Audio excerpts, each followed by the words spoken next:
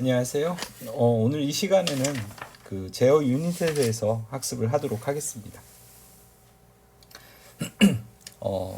설명할 순서는 일단은 간단한 인트로를 설명을 하고요. 그리고 제어 유닛의 기능과 구조, 그리고 실은 제어 유닛을 설계하는 방법은 두 가지 방법이 있습니다. 하나는 하드와이어드 방식이고요. 하나는 마이크로 프로그램드 방식인데 요 장에서는 마이크로 프로그램드 방식으로 설계를 하는 방법에 대해서 설명을 드리도록 하겠습니다. 그래서 거기에 필요한 마이크로 명령어의 형식, 마이크로 프로그래밍, 그리고 마이크로 프로그램의 순서 제어 순으로 이야기를 하도록 하겠습니다.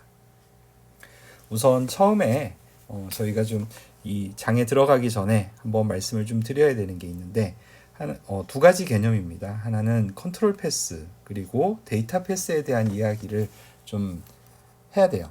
자, 저희가 그 설계를 할 때 프로세서나 아니면 기타 다른 여러 가지 로직들을 설계를 할 때 VHDL 같은 걸로 설계를 하다 보면 RTL 레벨 설계라는 말을 많이 합니다.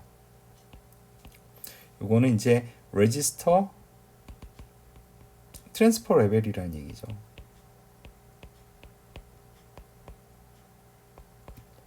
즉 데이터가 이동하는 단위가 레지스터를 기반으로 하고 있는 설계를 말하게 돼요.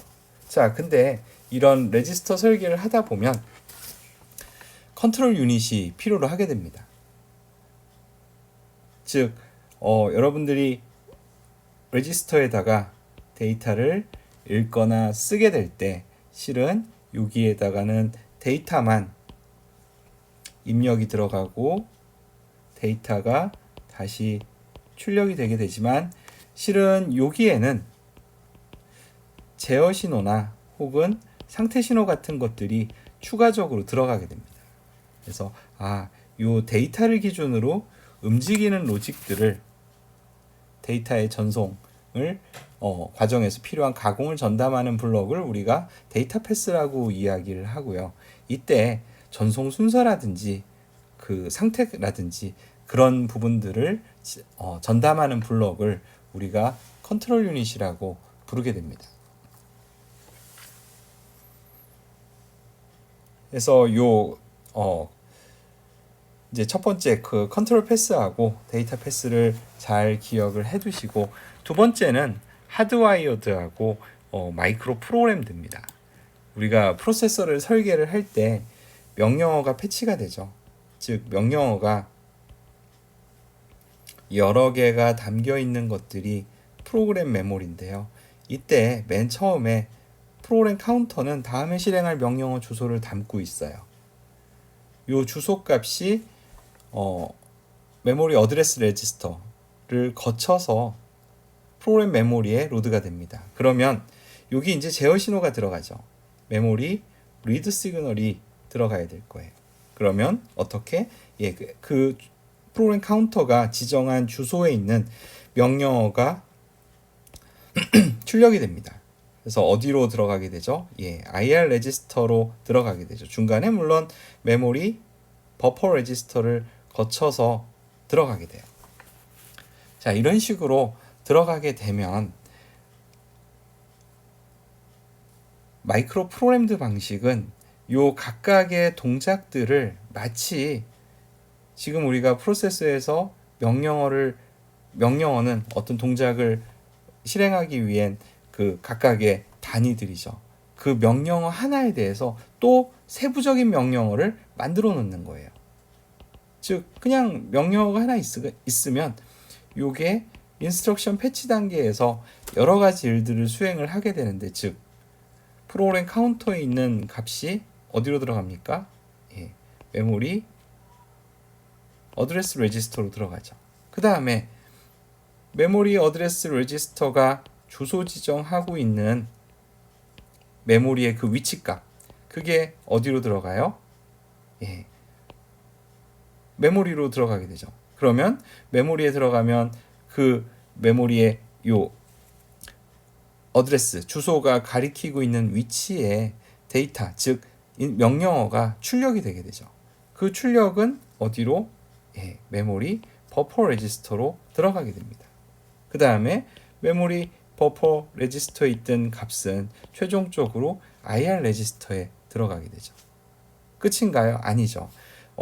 이렇게 패치가 다 종료가 되는 시점에 프로그램 카운터 값을 하나 기존의 거에서 증가시키고 다음에 실행할 명령어 주소로 가리키게 됩니다. 즉, 요 각각의 동작들을 하나의 또 작은 명령어로 생각을 하는 게 요 마이크로 프로그램들이에요. 그 다음에 요 각각을 마이크로 프로그램이라고 합니다.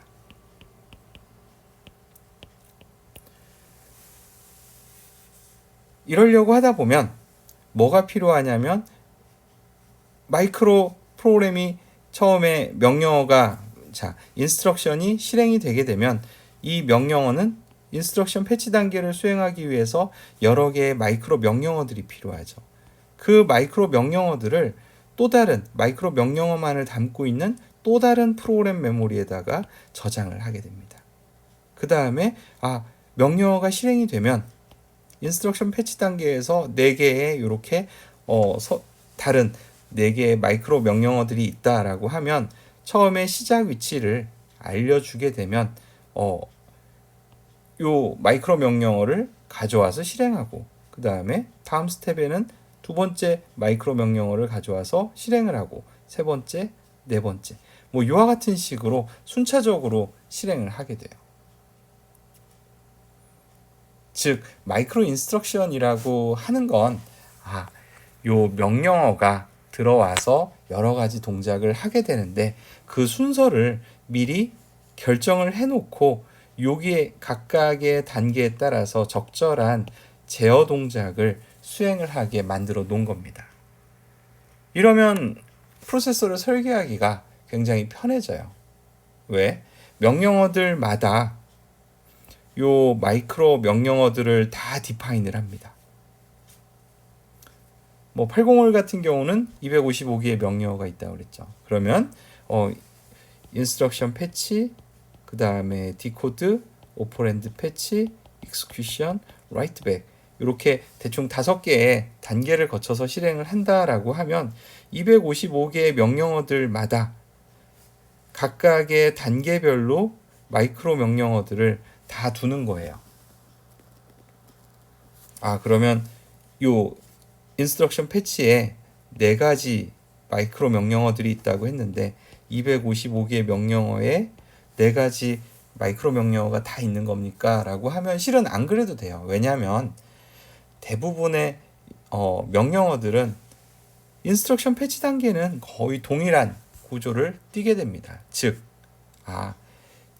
255개의 명령어 중에 인스트럭션 패치는 4개의 만약에 4개의 마이크로 명령어들로 구성이 된다라고 하면 거의 1000개 가까운 마이크로 명령어가 필요한 것처럼 보이지만 실은 공통적으로 사용되는 요 4개의 마이크로 명령어들을 각각 쉐어해서 사용하게 한다고 하면 명령어 실행을 프로세서에서 실행하는 단계를 설계하기가 굉장히 편해져요. 자, 무슨 얘기냐면 255개의 명령어가 인스트럭션 패치 단계에는 모두 동일한 마이크로 인스트럭션들로 동작이 됩니다 라고 하면 하나의 명령어에 대해서 요걸 실행을 해 놓으면 그 다음 명령어의 실행을 위해서도 시작 주소를 똑같이 매핑을 즉 공유해서 사용하는 거죠.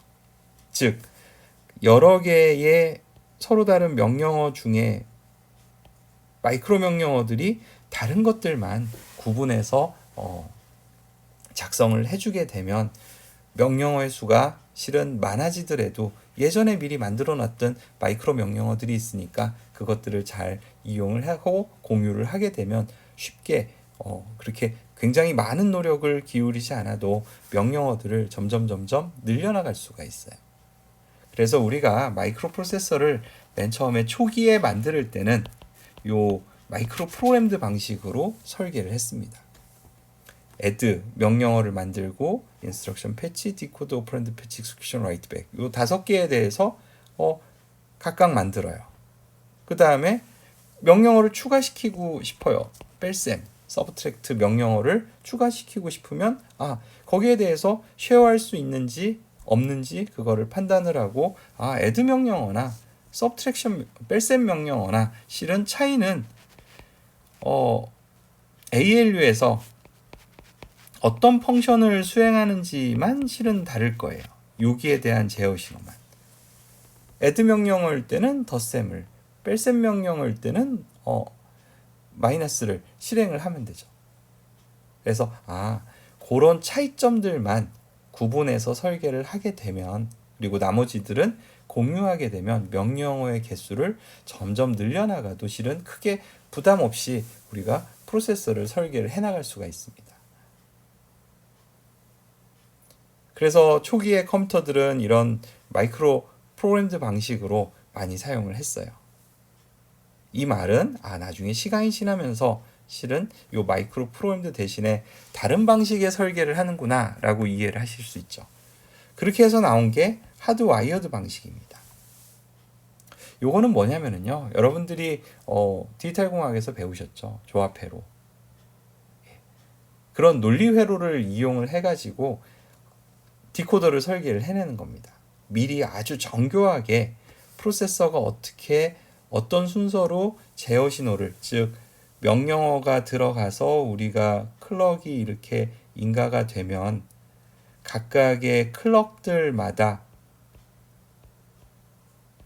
어떤 동작을 해야 되는지, 즉 프로그램 카운터에서 있는 값이 메모리 어드레스 레지스터로, 그리고 메모리 어드레스 레지스터에 있는 값이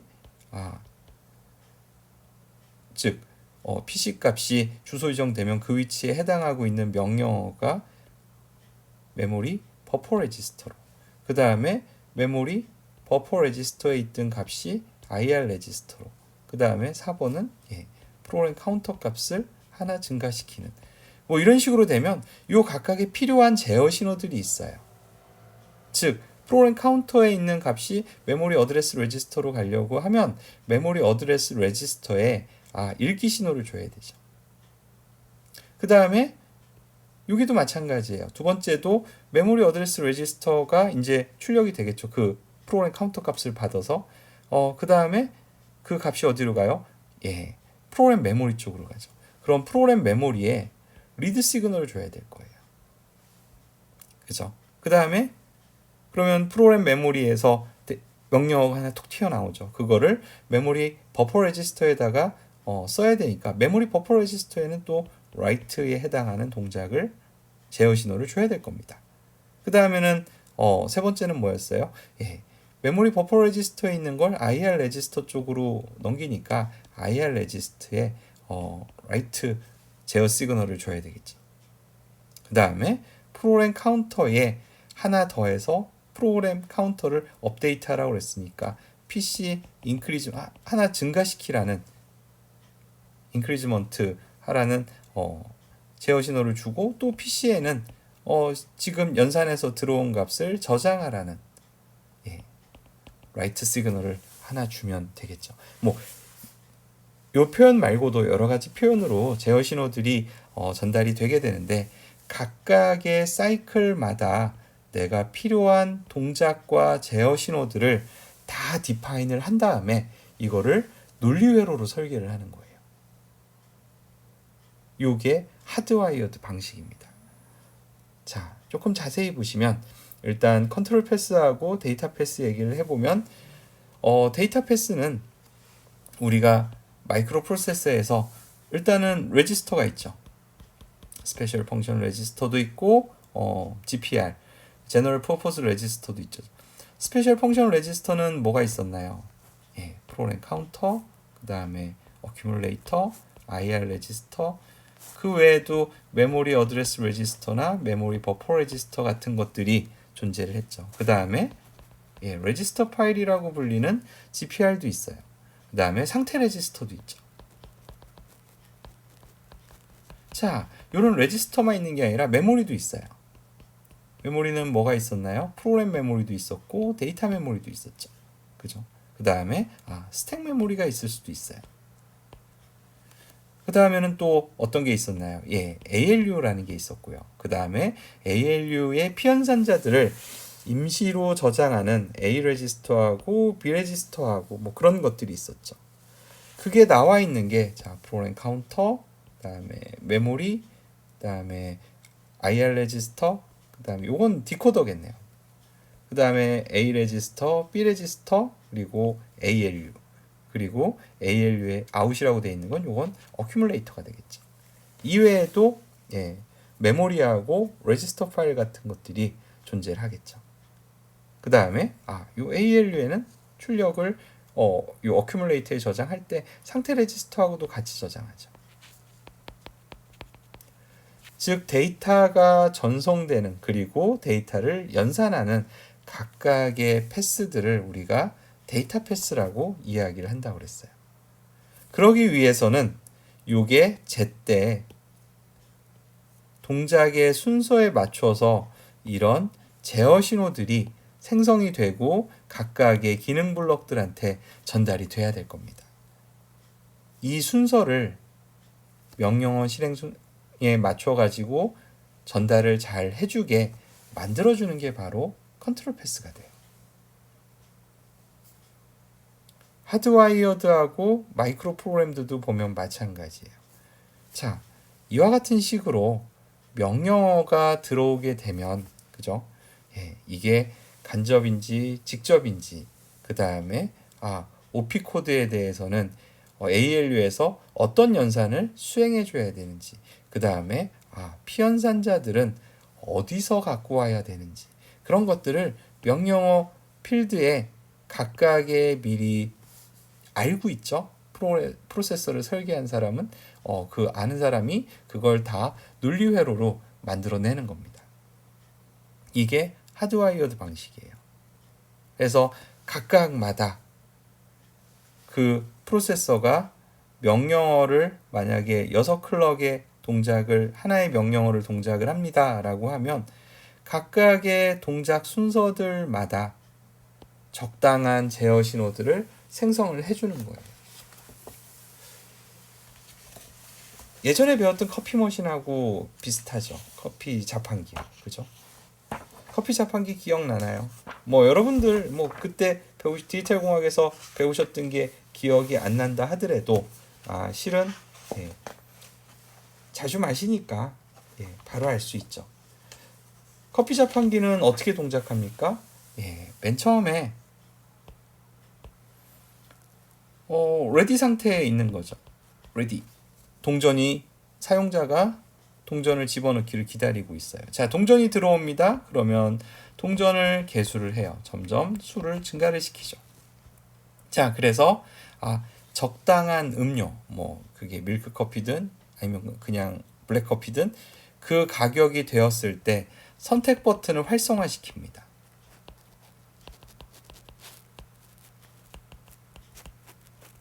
자, 그러면 사용자가 내가 마시고 싶은 커피 음료에 불이 들어왔어요. 그러면 선택 버튼을 누르죠. 그러면 그 선택 버튼에 맞춰가지고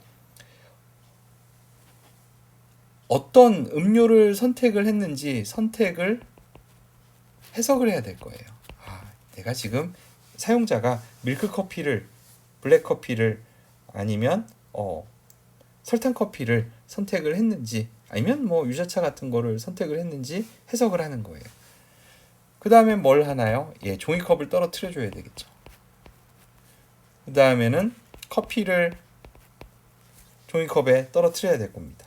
그죠? 그 다음엔 추가적인 것들이 있죠. 밀크 커피라고 하면 크림과 설탕이 들어가겠죠. 설탕 커피라고 하면 크림 없이 설탕만 들어갈 거고, 그냥 블랙 커피라고 하면 요 단계가 그냥 스킵이 되겠죠. 그 다음엔 어떻게 하나요? 이제 물을 부어야죠. 그 다음에는 검사를 한번 해야 될 거예요. 잘 커피 음료가 만들어졌는지. 그리고 사용자가 가져가는 걸 검사를 하겠죠. 자, 사용자가 그 컵을 가져갔어요. 그럼 어떻게? 다시 첫 단계로 돌아가죠. 명령어가 실행되는 거나 커피 음료를 사용자한테 제공하는 거나 실은 같은 기계입니다. 요 각각의 동작들마다 어떤 장치를 선택을 해서 그 장치를 활성화를 시켜줘야 되죠. 그래서 이게 자판기 같은 경우는 사용자가 얼마만한 스피드로 동전을 넣고 버튼을 선택하고 그거마다 좀 속도가 다르기는 하겠지만, 컴퓨터 같은 경우는 거의 대부분의 명령어가 아주 일정한 속도로 자동으로 진행이 되게 됩니다. 그러다 보니까 내가 몇 스텝에 있는지 그걸 카운트하는 로직이 필요하고요. 그 다음에 그 각각의 단계들마다 필요한 제어 신호들을 생성해주는 로직이 필요합니다. 이렇게 만들어지는 게, 이렇게 논리 회로로 만들어지는 걸 우리가 하드와이어드 방식이라고 이야기를 합니다. 그러면 마이크로 프로그램들은 실은 아까 얘기했던 것처럼 명령어가 하나 주어지면 그게 인스트럭션 패치, 디코드, 오퍼랜드 패치, execution, write back, 이와 같은 명령어 실행 단계를 거쳐서 실행이 되고요. 그 각각의 명령어 단계들마다 여러 개의 마이크로 명령어들을 갖게 돼요.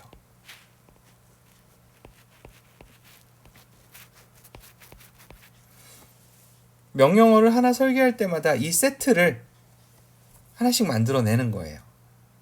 물론 완전히 어렵진 않아요. 왜? 비슷한 명령어들은 비슷한 조합을, 마이크로 명령어 조합을 갖게 됩니다. 그러니까 중복이 되게 되죠. 그래서 이 마이크로 명령어들은 마치 우리가 명령어를 프로그램 메모리에 저장하듯이 특정 롬에다가, 즉 메모리에다가 저장을 해놓습니다. 그리고 add 명령어가 실행이 됐어요. 그러면 그 add 명령어의 실행 위치를 지정을 해두는 거예요. 그러면 이 각각이 순서대로 마지막 요거에 이를 때까지 실행을 쭉 하고 필요한 제어 신호들을 그때그때마다 만들어냅니다. 이와 같은 식으로 동작을 하는 게 우리가 마이크로 프로그램들하고 이야기를 했어요. 자, 이런 식으로 만들면 장단점이 있는데요. 일단은 우리가 하드와이어드 방식으로 만들 때는 최고의 장점은 고속이에요. 단점은 논리 회로대로 만들어야 되니까 실은 회로를 만드는 사람 입장에서는 설계해야 될 게 굉장히 많아요. 그래서 간단한 동작 구조가 간단한, 실행 스킴이 간단한 마이크로 프로세서들은 하드와이어드 방식으로 만드는데, 복잡한 프로세서들은 그게 참 어렵습니다. 그 다음에 구현하는 데 걸리는 비용도 좀 많이 들어요. 하드와이어드. 그 다음에 하드와이어드는 내가 뭔가 명령어를 좀 수정을 하고 싶거나 그러면 처음부터 다시 설계를 해야 되죠. 근데 마이크로 프로그램들 같은 경우는 장점이 있어요. 일단은 복잡하지 않아요. 설계가 간결합니다. 명령어를 점점점 늘려도 부담이 적어요. 그 다음에 롬 안에 프로그램에 의해서 제어 신호들이 생성이 되기 때문에 굉장히 구조적으로 우리가 설계를 해낼 수가 있습니다. 그 다음에 명령어를 실행하는 것들을 내가 수정하고 싶다라고 하면 롬에 저장된 마이크로 명령어들을 수정하면 되죠. 그러니까 어때요? 수정이 쉬워요. 그 다음에 그러니까 기능 변경이 잘 된다는 얘기겠죠.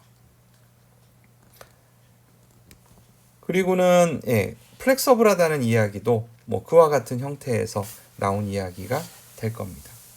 플렉서블하고요. 그리고 수정하는 게 굉장히 쉬워요. 이런 식으로 이해를 해주시면 될 것 같습니다. 그 다음에 단점은요. 마이크로 프로그램들은 롬에서 마이크로 명령어들을 가져오다 보니까 실은 느려요. 즉, 제가 늘 말씀드리는 게 있죠. 저희가 기억장치에서 데이터를 끄집어 오게 되면 그냥 기억장치 없이 사용되는 조합회로보다는 스피드가 굉장히 느려지게 됩니다. 그래서 느려진다는 게 가장 큰 단점이에요. 그래서 고속의 마이크로 프로세서에서는 실은 하드와이어드 방식이 굉장히 유리합니다. 그 다음에 마이크로 프로그램이라는 걸 따로 더 가지고 실행을 시켜야 되니까 그 마이크로 프로그램 컨트롤 유닛은 하드와이어드 방식에서는 필요가 없는 블록이죠. 필요가 없는 블록을 갖고 있으니까, 그리고 명령어가 복잡해지면 복잡할수록 그 구현하고 동작하는 데 드는 비용이나 시간이 실은 많이 들게 돼요. 그러다 보니까 설계에 걸리는 그 마이크로 프로그램을 설계하는 데 걸리는 시간도 실은 많이 들게 되는 그런 단점들도 존재를 하게 됩니다. 그래서 우리가 구조가 간단한 마이크로 프로세서는 하드와이어드로, 그리고 속도가 좀 빨라야 되는 것도 하드와이어드로, 하지만 프로세서를 내가 처음 설계한 입장이고 이게 어떻게 동작을 하는지 하나하나 따져가면서 설계하길 원합니다. 그러면 마이크로 프로그램드 방식으로 설계를 해낼 수가 있습니다. 이 표에 있는 것처럼 우리가 마이크로 프로그램드 방식은 어떻게 보면 약간 소프트웨어적인, 여러분들이 아트메가를 쓰는 것처럼 명령어의 실행을 롬 안에 프로그램 형태로 집어넣은 그런 구조이기 때문에 뭔가 소프트웨어적인 느낌도 좀 들고, 그 다음에 그러다 보니까 플렉서블하고 뭔가 변경이 쉽고 그런 장점들을 가져가게 됩니다. 그러다 보니 이런 종류의 프로세서들은, 마이크로 프로그램드 제어를 갖는 프로세서들은 보통 시스크 머신의 특징은 명령어의 개수가 많다고 그랬죠. 그러니까 하드와이어드로 만들려고 하면 힘들어요. 왜? 명령어의 개수도 많죠. 명령어의 길이도 막 다양하죠. 그 다음에 명령어가 실행하는 사이클도 한 사이클에 실행할 수도 있고 두 사이클에 실행할 수도 있고 또 다른 사이클에 실행할 수도, 명령어 실행 사이클 수도 다 틀려요. 그러다 보니까 제어 신호들이 굉장히 복잡하게 나와야 됩니다.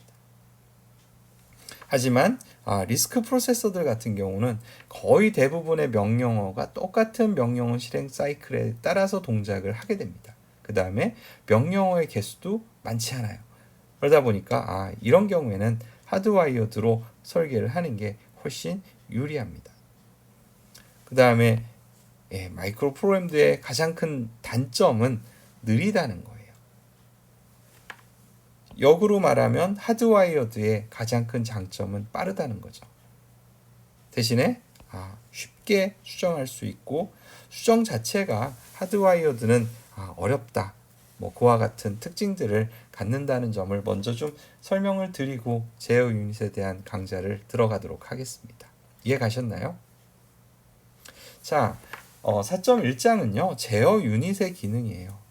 아까도 말씀을 드린 것처럼 이 제어 유닛은 CPU에 데이터 패스들이 명령어를 받아서 그 명령어를 실행을 하는 동안 그 각각의 데이터 패스들에 있는 여러 가지 기능 블록들한테 제어 신호를 전달해 주는 겁니다. 그러려고 하면 일단 프로그램 메모리에서 IR 레지스터 쪽으로 데이터가 패치가 된 다음에 뭘 거치나요? 디코더를 거치죠. 이게 명령어 해석기라고 말씀을 드렸죠. 즉, 요 제어 유닛의 가장 핵심 블록은 명령어를 해석하는 디코더입니다. 디코더에서는 명령어를 들어오면 OP-코드도 있고요. 그 다음에 소스 1, 소스 2, ALU의 피연산자들이죠. 그 다음에 데스티네이션. 이와 같은 식으로 돼 있으니 명령어들마다 이건 이제 산술이나 논리 연산에 해당하는 명령어 필드가 이런 식으로 구현이 되는 거고, 실은 로드나 스토어 같은 데이터 이동, 아니면 점프 같은 분기 명령어들은 또 데이터 포맷이 틀리겠죠. 각각의 틀린 데이터 포맷을 디코더는 다 알고 있어요. 그래서 패치된 명령어를 받으면 이게 무슨 명령어고, 그 다음에 피연산자들은 어디서 가져와야 되고, 결과는 어디다 저장을 해야 되는지 다 알게 됩니다. 순서만 알고 있는 게 아니라 그 순서에 따른 제어 신호들도 같이 알고 있어요. 그래서 그 순서에 맞춰서 제어 신호들을 잘 발생을 시켜주는 게 이 제어 유닛의 핵심 기능이에요. 그때 어떻게 한다고 그랬어요? 인스트럭션 패치부터 여러 가지 단계가 있으면 각각의 단계별로 수행해야 되는 내용을 마이크로 명령어를 더 미세한 명령어로 쪼갠다고 그랬죠. 마이크로 인스트럭션들을 만든 다음에 마치 프로그램처럼 그거를 롬에다가 저장을 합니다. 그러면 명령어가 실행이 되면 그 해당하는 명령어의 첫 번째 실행 위치, 롬에 번지가 되겠죠. 그 주소를 주소 지정만 해두면 각각의 단계별로 필요한 제어 신호들이 순차적으로 쭉 나오게 돼요. 그러면 맨 처음에 프로그램 카운터에서 패치되는 과정을 좀 보면 프로그램 카운터가 있고요. 그 다음에 이게 메모리 어드레스 레지스터로 가고요. 그 다음에 프로그램 메모리로 가겠죠. 그 다음에 여기 나와 있는 번지 그 데이터는 메모리 버퍼 레지스터를 거쳐서 IR 레지스터에 저장이 되면 종료가 되는 거죠. 자, 그러면 이때 맨 처음 동작은 뭐라고 그랬어요? 프로그램 카운터에 있는 값이 메모리 어드레스 레지스터로 가는 거죠. 즉 여기에다가 프로그램 카운터로부터 오는 데이터를 읽으라는 리드 시그널을 줘야 되겠죠.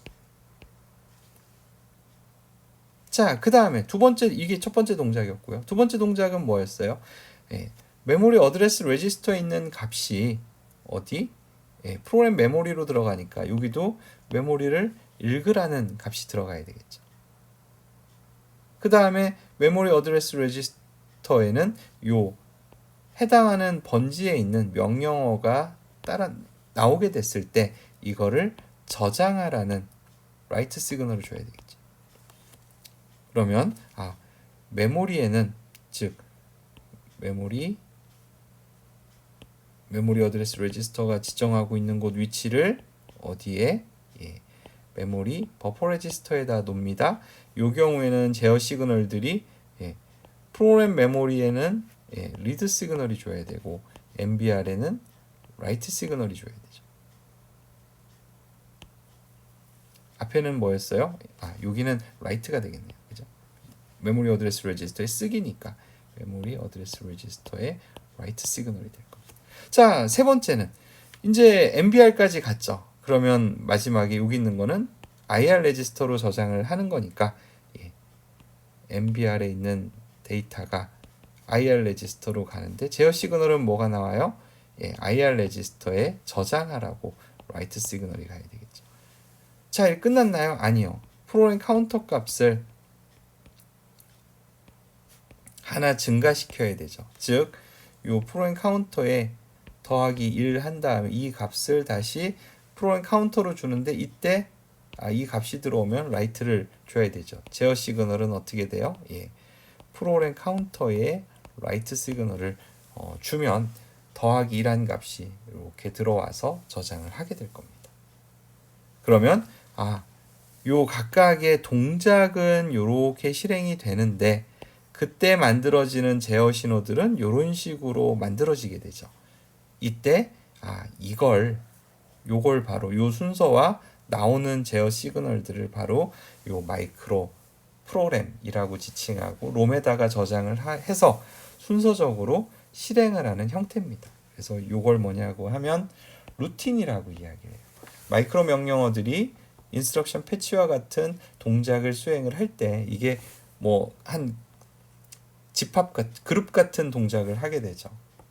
그때 이 각각의 그룹들을 우리가 루틴이라고 해요.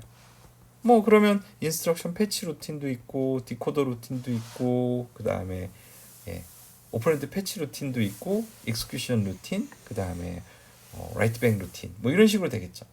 교과서에는 인출 루틴 그 다음에 간접 사이클 루틴 그리고 실행 사이클 루틴 이런 식으로 이야기를 하죠. 그래서 루틴이라는 건 CPU의 특정 기능을 수행을 하기 위한 마이크로 프로그램들의 모임 정도라고 생각을 해주시면 괜찮습니다.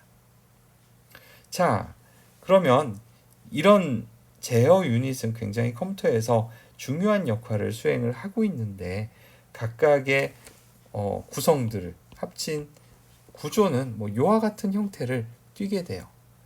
명령어 레지스터, IR 레지스터죠. 여기서 패치된 명령어가 디코더로 들어오게 되면 일단은 명령어 해독기를 거치게 됩니다. 그러면은 여기서는 명령어의 OP 코드를 보는 거예요.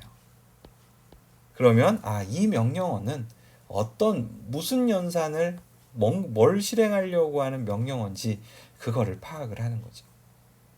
그 다음에는 제어 주소 레지스터라는 게 있어요. 이 명령어를 실행을 하려고 하면 그죠? 마이크로 프로그램드 방식에서는 인스트럭션 패치에 해당하는 건 다 실행을 했어요. 그러면 이때 제어 유닛 인스트럭션 패치 이후에 다음에 실행할 마이크로 명령어의 주소를 담고 있는 거예요. 이 주소는 실은 제어 기억 장치의 특정 위치를 가리키게 됩니다. 그러면 제어 주소 레지스터가 담고 있는 주소 값은 제어 기억 장치한테 전달이 되게 되는데 요건 하나의 명령어는 여러 개의 마이크로 인스트럭션들이 있다라고 했죠. 그 마이크로 인스트럭션들을 저장하는 롬에 해당하는 겁니다. 그 다음에 우리가 프로그램 메모리 어땠어요? 메모리 어드레스 레지스터에 있는 값이 주소로 지정이 되면 그 주소 지정된 위치에서 데이터가 빠져나온 다음에 그게 메모리 버퍼 레지스터에 임시로 저장을 하죠. 그 임시로 저장을 메모리가 여기도 롬도 일종의 메모리니까요. 임시로 저장하는 형태가 제어 버퍼 레지스터예요. 요거는 제어 기억 장치, 즉 롬에서 읽은 마이크로 명령어들을 일시적으로 잠시 저장하는 레지스터입니다. 그 다음에는 해독기를 거쳐 가지고 내부 제어를 하는 것들도 있고 아니면 외부 제어를 하는 것도 있고요. 이런 식으로 나가게 되고 프로그램 카운터 값을 하나 증가시키는 것처럼 다음 주소를 가리키게 돼요. 그 다음에 여기 SBR이라고 되어 있는 건 서브루틴 레지스터입니다. 서브루틴 레지스터예요. 마이크로 프로그램에서 만약에 서브루틴이 우리가 메인 펑션이 있고 그 펑션을 실행하다가 서브루틴 콜이 오면 서브루틴 콜을 실행하러 간다라고 그랬죠. 마이크로 명령어도 그런 경우들이 생길 수 있어요. 그런 경우에 여기 돌아올 주소를 일시적으로 저장을 하는 형태가 되고요. 그 다음에 요 순서 제어 모듈의 경우에는 마이크로 명령어의 실행 순서를 정하는 그와 같은 회로들의 집합을 의미를 하게 됩니다. 자, 그래서 이런 형태가 디코더가 되는 거예요.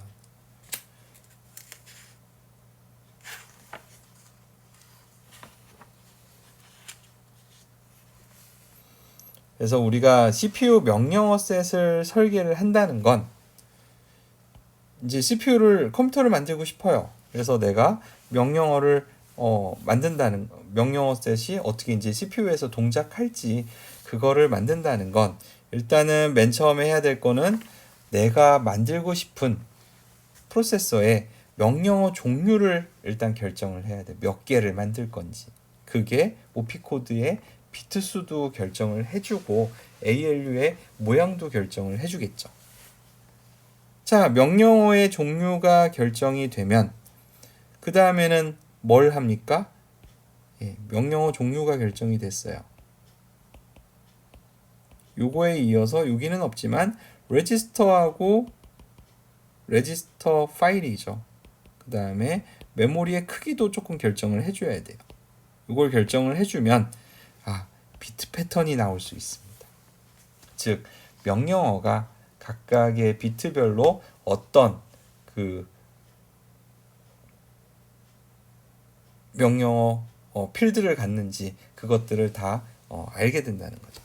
그 다음에는 명령어 실행을 위한 하드웨어들을 우선 데이터 패스들부터 설계를 하겠죠. 일단은 레지스터 파일도 만들고 그 다음에 프로그램 메모리, 데이터 메모리, ALU, 그 다음에 여러 개의 스페셜 펑션 레지스터나 아니면 GPR 같은 것들을 만들겠죠. 그 다음에는 이 명령어들을 대체 어떤 순서로 하나의 명령어가 들어오면 이 데이터 패스를 어떤 순서로 통과시키고 어떤 동작을 할 건지를 정의를 해요. 그래서 그 동작이 정의가 되면 거기에 따라서 마이크로 인스트럭션들을 만든 다음에 그 루틴을 작성을 합니다. 그 다음에는 그 만들어진 각각의 루틴들을 제어 기억 장치 롬에다가 저장을 하는 거죠.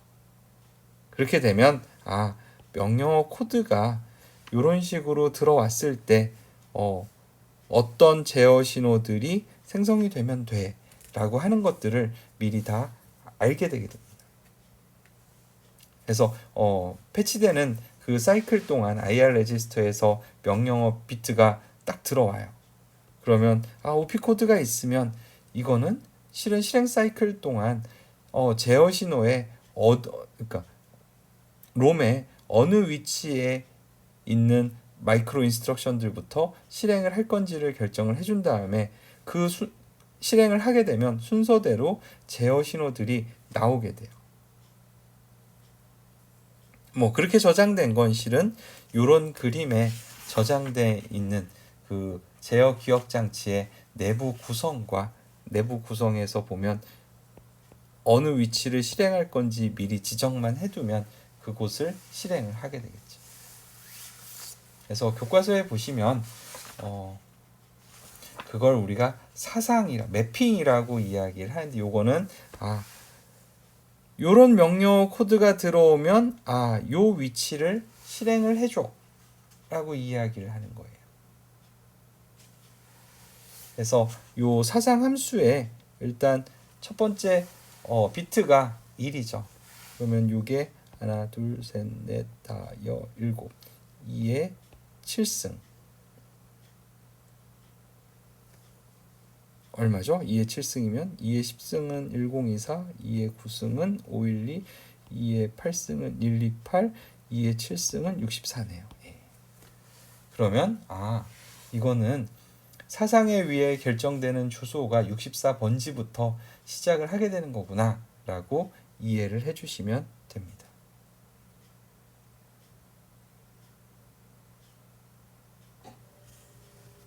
그래서 나머지는 교과서를 좀 읽어보시면 될 것 같아요. 자, 마이크로 명령어의 형식에 대해서 말씀을 드리도록 하겠습니다. 이 마이크로 명령어의 형식은 제어 기억 장치에 저장이 보통 되게 되는데 그때 형식으로 보면 이런 식으로 예를 들을 수 있을 거예요. 자, 그러면 OP 코드 여기는 OP 코드가 두 개가 있죠. 그죠? 그래서 6비트를 썼어요. 그 다음에 조건과 분기에 대한 게 2비트씩 4비트를 썼어요.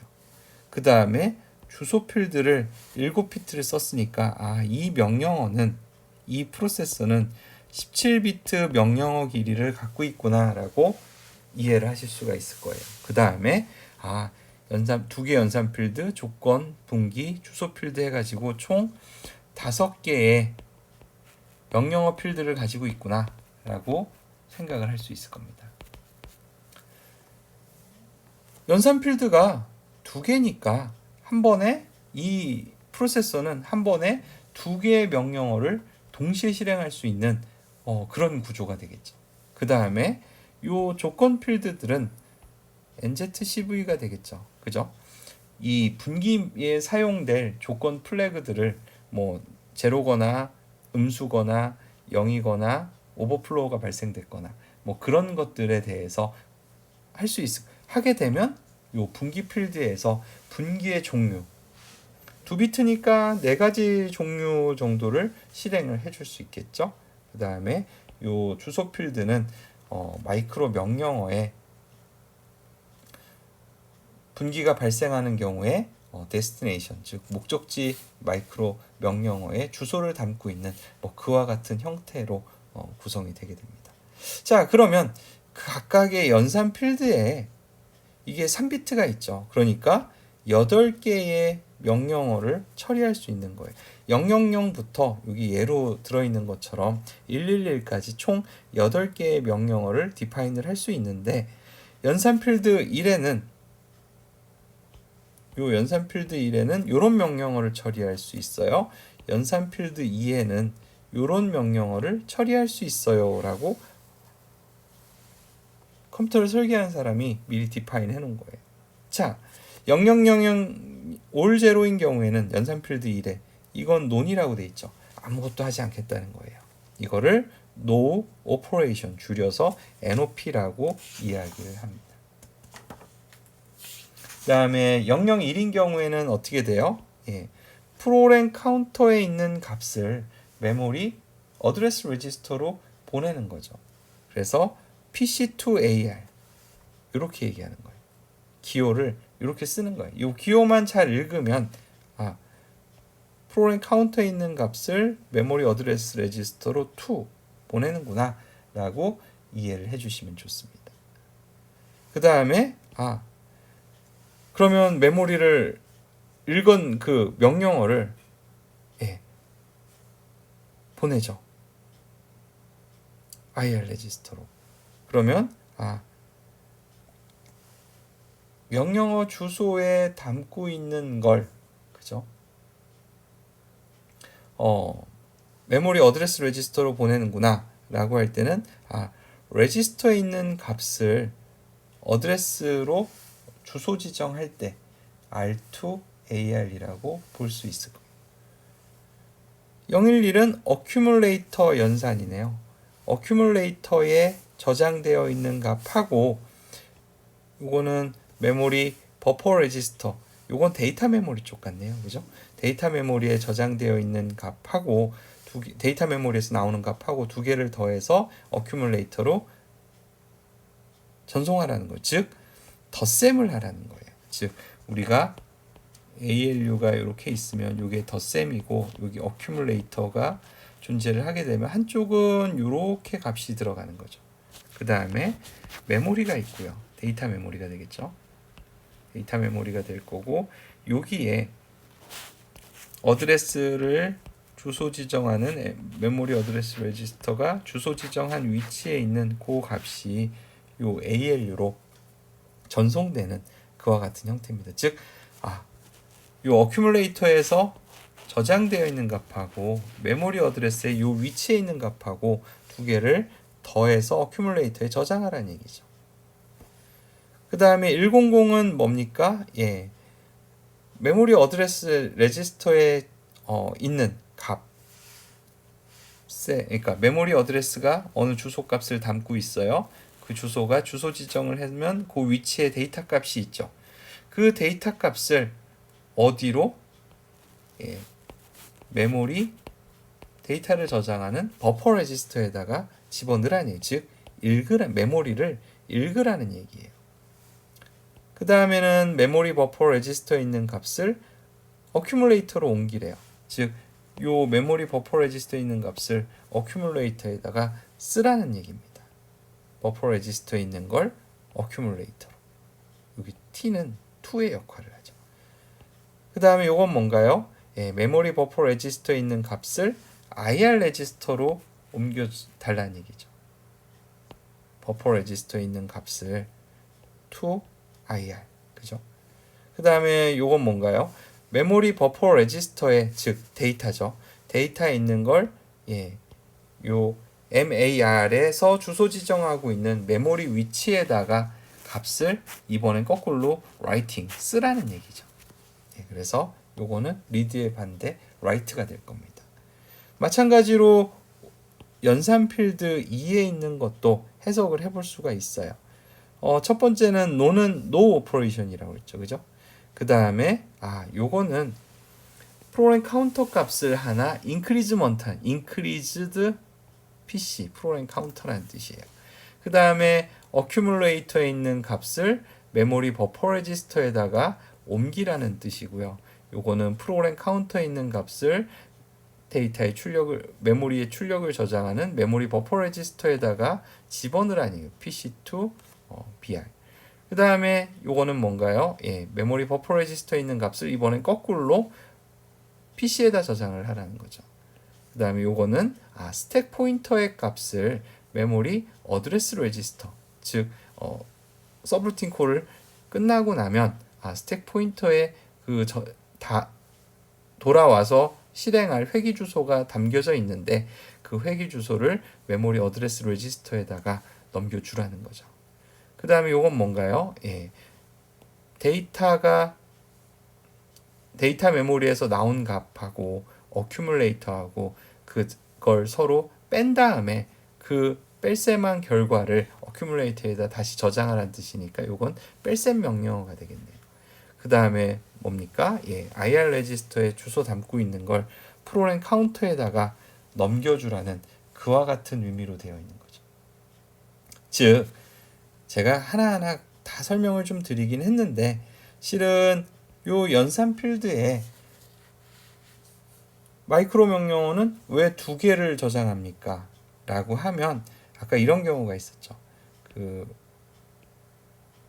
MBR 메모리 버퍼 레지스터에 있는 거를 어디다가 IR 레지스터에다 하죠. 그 다음에 저는 그냥 프로그램 카운터에 PC 플러스 1이라고 썼어요. 근데 만약에 마이크로 명령어가 한 번에 2개를 실행할 수 있다라고 하면 이런 식으로 써도 여기를 지워버리고 이런 식으로 써도 상관없을 거. 이거하고 서로 병렬로 실행이 된다고 하면 자, 요거는 여기 있네요. 그죠? MBR에서 IR은요? 이렇게 보면 여기 있죠. 우리가 한 번에 마이크로 명령어는 2개씩 실행을 해주면 실은 한 번에 하나씩 실행을 하느라고 들이는 시간을 이렇게 병렬 처리를 해주면 좀 줄여낼 수 있죠. 그래서 그런 의도로 요 연산 필드를 2개를 놓은 거구나 라고 이해를 해주시면 좋겠습니다. 자, 그 다음에 조건 필드는요. 여기서 2비트로 구성이 됐는데 그건 표 4-2에 보시면 나와 있어요. 표 4-2번에 보시면 00, 01, 10, 11에 대해서 어떤 조건들이냐. 00은 조건이 무조건 분기하라는 얘기예요. 상태값이 아니었네요. 그죠? 저는 NZCV인 줄 알았더니 그걸 말하는 게 아니고 명령어 종류, 이것도 명령어 종류를 얘기했던 거예요. 즉, 요 조건 필드가 00이면 무조건 분기하고 그 다음에 01이면 이때는 인다이렉트, 즉 주소 지정을 간접으로 한다는 간접 주소 지정 방식을 쓰겠다는 얘기예요. 그 다음에 요 10인 경우에는 누산기에 저장된 데이터의 부호 비트 값을 알고 싶은 거예요. 1이냐 0이냐, 즉 양수냐 음수냐를 따지겠다는 거죠.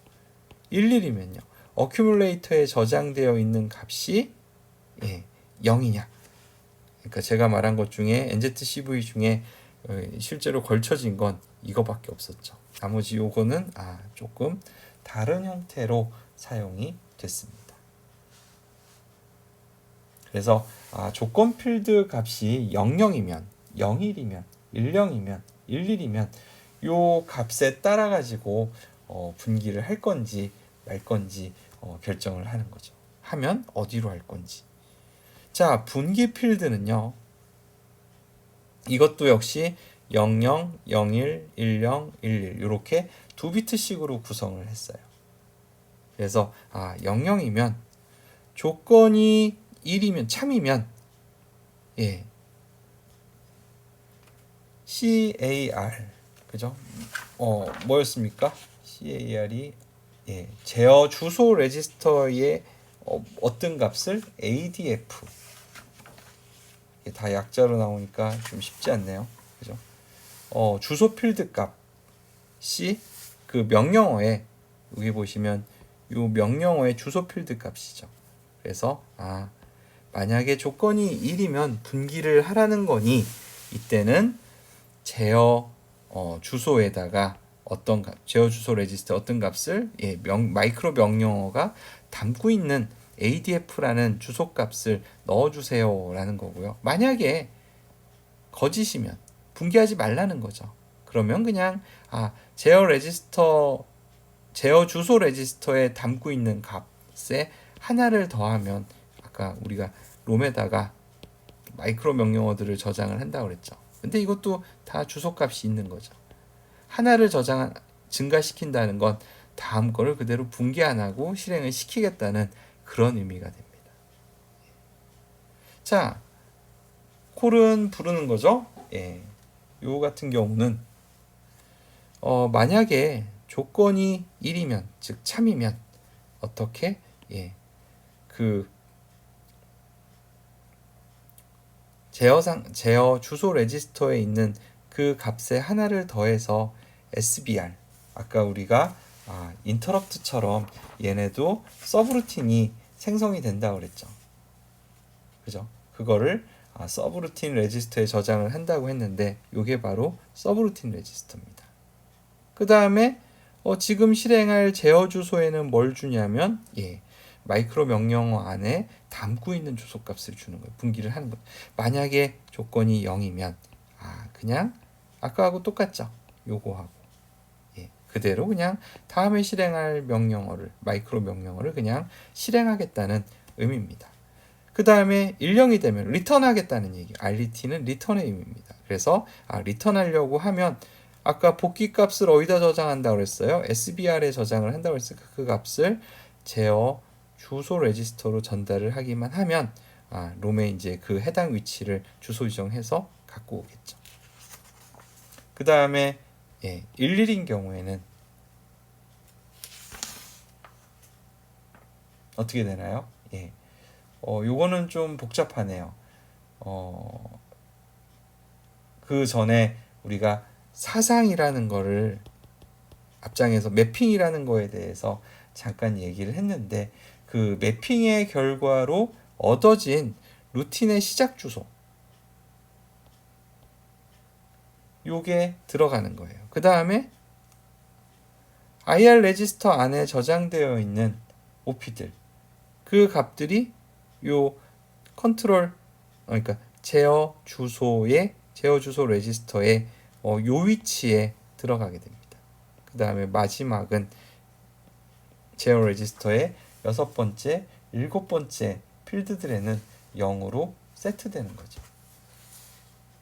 요건 그냥 이그젠플이니까요. 이런 프로세서를 만들겠다라고 하는 게 아니고 이런 프로세서들이 있는데 마이크로 명령어들은 대충 어떤 식으로 만들어지는지 그거에 대해서 본 거예요. 자, 그러면 다음 장에서는 그러면 이제 마이크로 프로그래밍으로 실제로 컴퓨터에서 어떤 식으로 마이크로 명령어들이 동작이 되는지 그거에 대해서 설명을 하겠습니다. 잠깐 쉬었다가 진행을 하도록 할게요.